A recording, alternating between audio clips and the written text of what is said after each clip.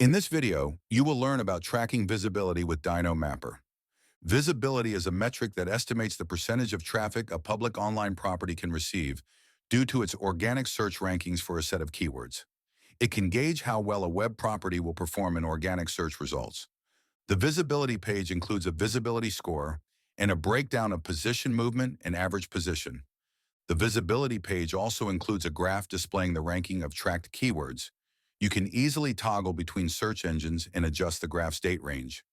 Web properties that have keywords encoded will be imported automatically to the keywords list. To add keywords manually, click the Add Keywords button and enter the keyword phrases separated by a new line. Select a locale and type of device and add the keyword to a group.